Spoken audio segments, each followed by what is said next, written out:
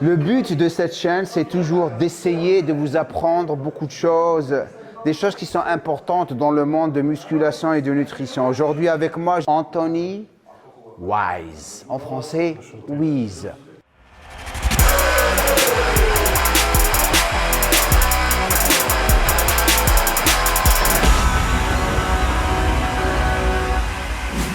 Donc, parle-nous de toi, qu'est-ce que tu fais? Je suis coach depuis 11 ans, bientôt 12. Ok.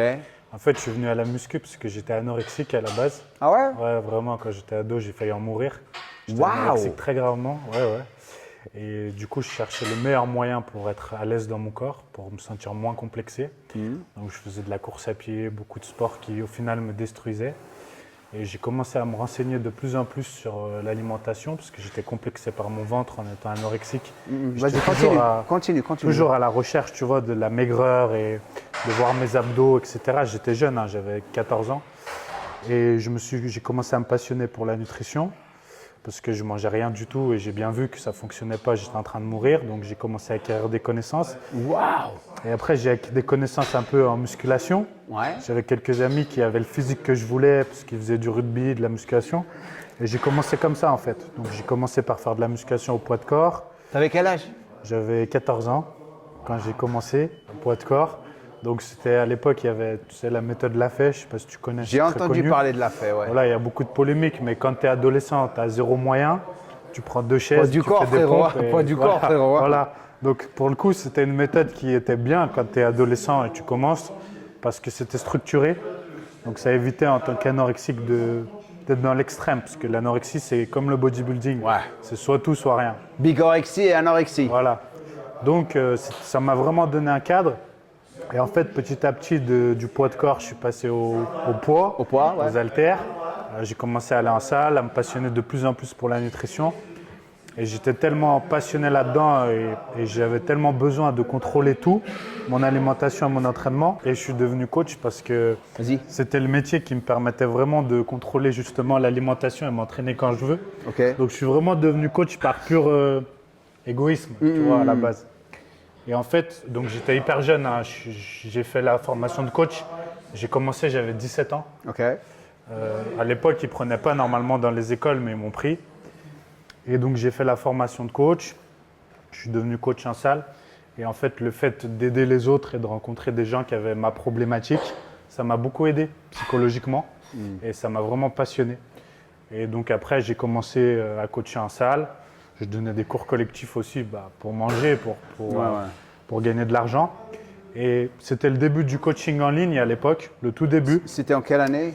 Ça devait être en 2007 ou 2008. 2007, ça a commencé, ouais. Parce que j'avais commencé en 2004 ou 2005. Et en France, c'était le tout début. Et en fait, mon tout premier coach, ça a été Rudy Koya. Donc j'étais coaché par lui. Ah, t'es de la...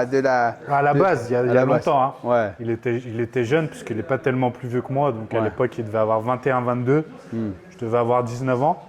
Et en fait, j'ai vu comment il coachait à distance et j'ai trouvé ça super. Donc j'ai commencé à faire pareil. Et ça a marché en fait. Et après, c'était le début des lives Facebook. J'ai commencé à faire des lives Facebook. À l'époque, Facebook, ça avait la cote. Parce qu'il n'y avait pas encore Instagram, bien sûr, pas TikTok et tout. Et en fait, les lives Facebook, je répondais à une question par jour des gens. Ce qui est assez rigolo, c'est qu'au début, je n'avais pas de followers, donc j'inventais les questions. Bien, ça, c'est intelligent. Forcément. Ça. Parce que inventer, c'est attirer. Et après, ça a commencé. Et en fait, ça a vraiment, tant mieux pour moi, ça a explosé. Et donc, j'ai eu beaucoup de demandes de coaching et c'est devenu un vrai business. Après, j'en ai fait une société. Okay. D'ailleurs, je pense que c'était vraiment, pour le coup, à l'époque, la première société de coaching en ligne. Il y avait des employés. Pour le coup, j'avais vraiment beaucoup de clients avec un vrai suivi personnalisé. J'ai toujours été disponible 7 jours sur 7. Conflit anatomique. Fait du personnalisé. Conflit anatomique. Voilà. Conflit anatomique, mais pas que, parce qu'au final, même la psychologie. Voilà, la psychologie est très importante. Et donc, j'ai eu assez rapidement des employés pour structurer, aussi bien sur l'administratif que pour les réseaux sociaux.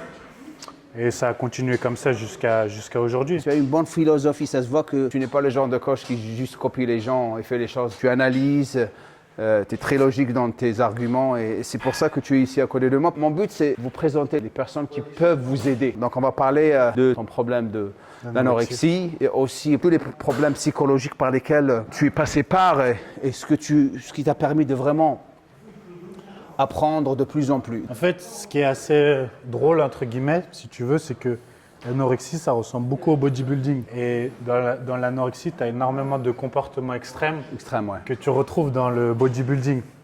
Bien sûr, tu as la restriction alimentaire avec l'objectif du physique, mais en fait, beaucoup de gens résument les anorexiques à des gens minces et voire squelettiques, alors qu'en fait, c'est des gens qui ont un réel problème psychologique et de réels complexes. Et donc, tu ne peux pas résumer l'anorexie juste à l'alimentation et penser que les gens ont juste peur de manger ou de grossir. Tu vois? Et donc, tu ne résous pas un problème comme l'anorexie avec l'alimentation.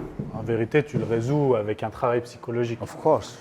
Et en fait, pendant des années, quand j'ai rêvé d'être bodybuilder pro et j'ai été très loin dans le processus, même trop loin, tu vois, beaucoup trop loin. On en parlera un peu, mais... Et en fait, c'était le transfert de mon anorexie. Ah ouais? En fait, j'avais toujours le comportement d'un anorexique, mais non plus en me privant de nourriture, mais en transférant sur le bodybuilding. Et c'était pas sain du tout. Et en fait, c'est en ça que ça se rejoint. C'est ce que tu disais, ce que tu as dit beaucoup de fois. C'est ce qui est important, c'est de trouver l'équilibre et la stabilité. Exactement. Dans les deux.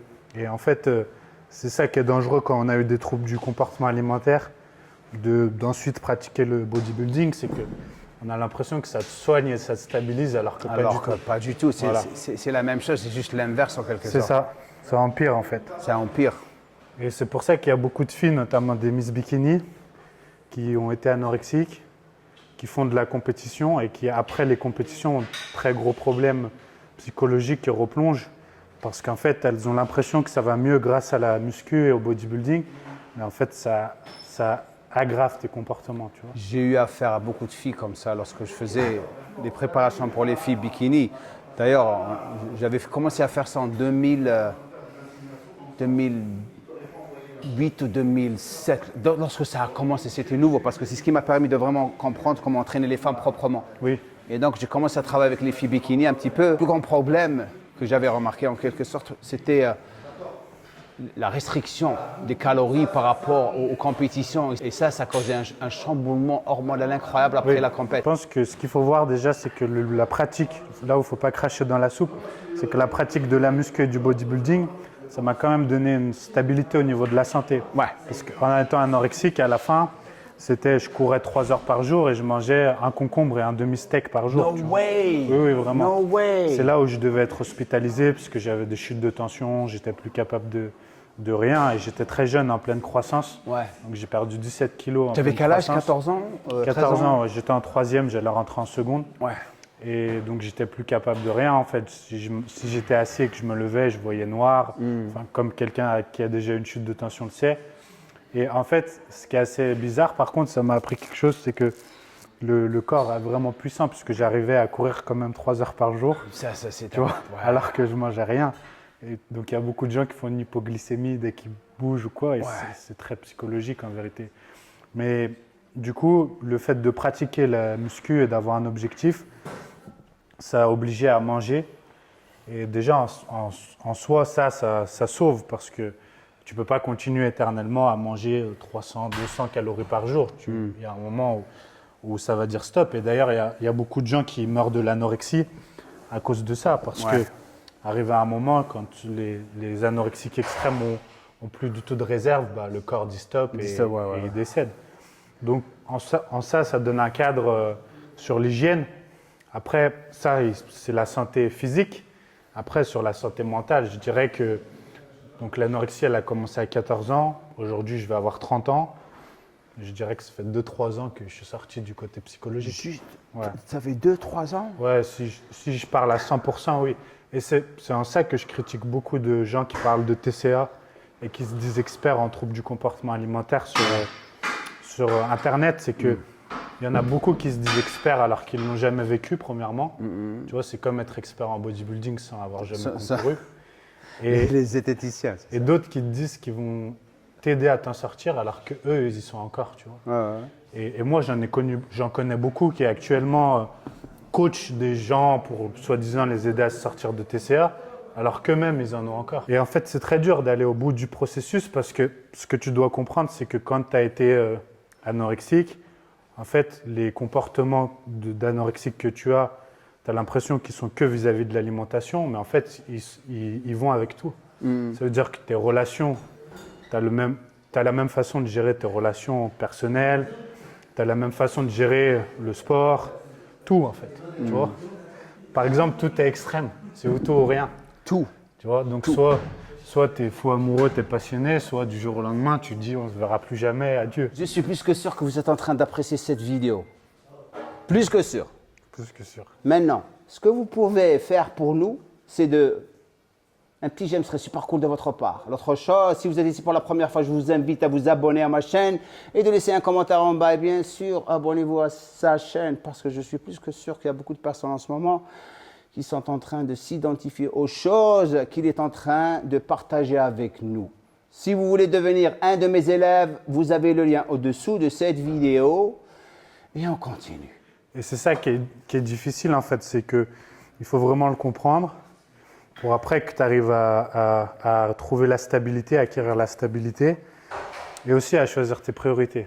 Par exemple, si j'étais resté dans la compétition de bodybuilding et que je n'avais pas fait un stop à un moment donné, en arrêtant tout, j'aurais pas compris ça, tu vois. Il fallait passer par ça. Ouais, il fallait passer par l'extrême pour comprendre qu'à un moment donné, tu vas rester toute ta vie avec ce poids et ces problèmes psychologiques qui te déstabilisent et que tu vas peut-être réussir dans la compétition ou le professionnel, mais après, il n'y aura rien.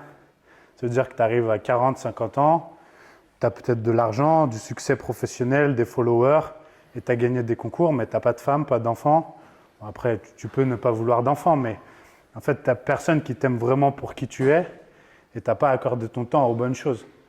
Et donc, tu n'as pas de stabilité. Tu peux pas, pour moi, tu ne peux pas avoir une stabilité et être vraiment heureux si tu n'as qu'une partie et pas l'autre, tu vois. Mais les gens n'ont pas encore compris ça. Non, parce que je pense qu'ils le savent, mais ils se mentent à eux-mêmes et ils se plaisent à travers les réseaux sociaux et c'est bien quand tu as un certain âge, mais en fait, tu dois comprendre que si demain tu perds tous tes réseaux sociaux et tu coupes tout, qu'est-ce qui te reste en fait? Tu vois? C'est ça la tristesse. C'est ça la tristesse. Et lorsque tu vas chez toi, tu as parlé d'influenceurs et des réseaux et tout. Et tu vois toujours ces personnes avec des millions de followers. Et la plupart, ils sont célibataires, ils rentrent chez eux. Ils ont peut-être l'argent, ils ont tout. Mais ils se retrouvent en train d'aller chez eux, une belle maison, une bagnole. Mais à l'intérieur, ils sont vraiment, vraiment déprimés et tristes. Oui. C'est ça ce que les gens n'ont pas encore compris. Parce qu'ils croient que la vie, c'est avoir du matériel, avoir des followers.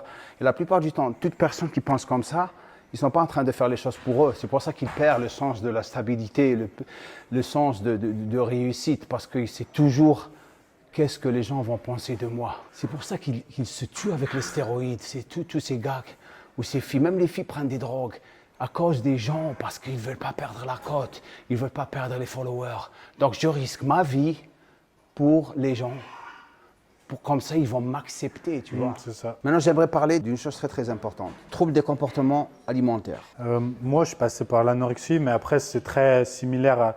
Tu as principalement deux types de troubles. Après, il en existe plein. Tu as la bigorexie, etc. Mais les principaux, c'est l'anorexie et la boulimie. Donc, en fait, pour faire simple, l'anorexie, c'est plus la restriction alimentaire et vraiment la recherche de la minceur. Bien que, comme je l'ai dit tout à l'heure, c'est un problème psychologique à la base.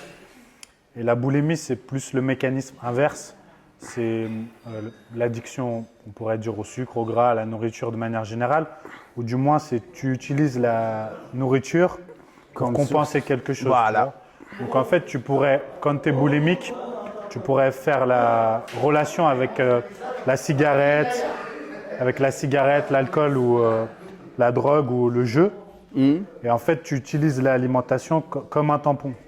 Donc quand tu vas mal émotionnellement, ça peut être quand tu te sens seul, ça peut être quand tu es triste, ou ça peut être pour tout un tas de facteurs, et à des stades plus ou moins graves, de manière occasionnelle ou de manière très répétitive, voire tous les jours, et tu te jettes sur l'alimentation et tu fais des crises. Okay. Donc, généralement, tu vas vers des aliments qui sont plus réconfortants. Le sucre, le gras et le sel, ça c'est hyper simple. C'est qu'en fait, quand tu mélanges sucre, gras et sel, tu sais, on appelle ça le triangle d'or. Il y a le bliss point et en fait, quand tu mélanges ces trois substances, tu as des mécanismes après qui se créent hormonaux qui font que tu te sens mieux. Bien sûr, c'est temporaire. C'est exactement comme, pour le coup, c'est exactement comme l'alcool ou la cigarette. C'est que sur le coup, ça te soulage et tu te sens mieux. Mais après, le problème est toujours là, tu vois. Avec ça, tu as fait quoi? Développer? Non, développer avec les 12. On va garder les mêmes, 12,5 pour le développer. Et pour le coup, le problème est le même après. Donc, comme la seule solution pour te soulager que tu as trouvé, c'est l'alimentation. Et en soi, ça paraît plus facile et plus sain de avaler un paquet de Kinder ou peu importe, hein, que de boire de l'alcool ou de fumer. Tu vois, ça te paraît plus sain. Mais sur le long terme et surtout sur le côté psychologique, c'est pas du tout plus sain. Parce que tu compenses et que une fois la crise finie, donc c'est-à-dire tu as mangé ce que tu as mangé, bah, généralement tu te sens mal, voire pire. Parce que d'une, tu sais que tu as craqué. Et de deux, en général, tu es déjà relativement complexé. Et là, d'un coup, bah, tu es encore plus complexé. Tu es complexé par ce qui te complexait physiquement. Et en plus, tu culpabilises sur le fait que tu as craqué. Donc ça, c'est un gros point noir de la boulimie. Et l'anorexie, c'est un peu différent. Et en soi, c'est beaucoup plus violent sur le processus psychologiquement. Et surtout, tu as beaucoup plus de risques de mourir. La boulimie, c'est sur le long terme. Bien sûr, tu peux avoir des problèmes de santé, de diabète, cholestérol, tout un tas de facteurs. Mais sur le court terme, ce n'est pas délétère par rapport à l'anorexie. Mais psychologiquement, dans les deux cas, c'est destructeur. Et en fait, ce que les gens négligent trop, c'est que quand tu es boulimique avec la nourriture, généralement, tu l'es avec tout dans la vie. Tu vois, ton comportement avec l'alimentation, il se retranscrit dans toute ta vie. Dans toute ta vie, ouais. Donc, quand tu as du mal à gérer l'alimentation et que quand ça va mal, tu craques, en fait, tu te rends compte que dans tes relations amicales, tu es pareil. Dans tes relations amoureuses, tu es pareil. Dans ton travail, tu es pareil.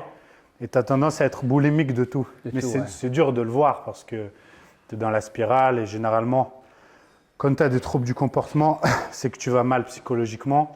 Donc, tu es plus centré sur tes problèmes que sur analyser vraiment la façon dont tu te comportes et tu vis. Mais ce que je veux dire pour les gens qui ont ce genre de troubles, c'est qu'en ne les résolvant pas, ce n'est pas que ton physique qui ne va pas s'améliorer. En fait, c'est toute ta vie. Et moi, je le sais parce que j'ai eu une mère qui était boulimique et dépressive. Et elle a vraiment détruit sa vie comme ça, tu vois. Elle a été en hôpital psychiatrique plusieurs fois. Peut-être que c'est le fait qu'elle était boulimique, tu es devenu aussi boulimique. Oui, ça, il y a un gros facteur sur ça. C'est que, en fait, les 80 de mon expérience, pour le coup, j'ai suivi des milliers de personnes qui avaient des troubles du comportement alimentaire. Et de mon expérience, 90% des gens qui ont des troubles du comportement alimentaire ou qui sont dépressifs, tu vois, tu peux aller plus loin, ont des parents qui ont le même genre de comportement. Et en fait, tout ce que toi, tu as une fille en bas âge, et tu peux voir à quel point tout ce que tu fais l'impacte. Bien sûr. Et en fait, les enfants, ils n'ont pas de filtre. Ça veut dire qu'ils n'ont pas vraiment de notion avant un certain âge de ce qui est négatif ou positif comme comportement. Et du coup, en fait, la manière dont tu te comportes avec ton enfant va l'impacter. Bien sûr. Et ça, il va le garder en tête psychologiquement et le retranscrire et l'aggraver au fil des années. En plus de le transmettre lui aussi à ses enfants. Et donc, effectivement, ce que tu dis, c'est hyper pertinent. C'est que quand tu as des parents qui sont dans ces troubles-là et qui ne les résolvent pas, ils vont le transmettre à leurs enfants. À leurs enfants. Et vas-y, continue.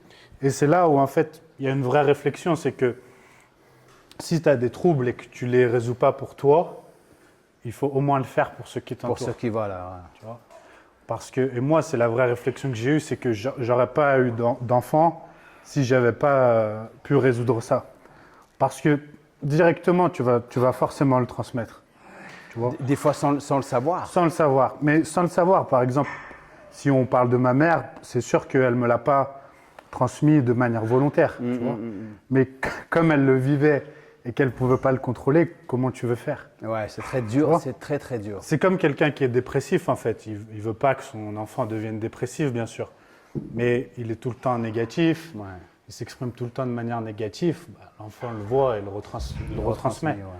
Donc c'est là où c'est difficile en fait. Et comment que tu t'es débarrassé de tes... Parce qu'il y a beaucoup de personnes qui me posent ça, cette question. Comment que tu t'es débarrassé de tes envies de sucre? En fait, moi, personnellement, j'ai eu plus le côté inverse, l'anorexie.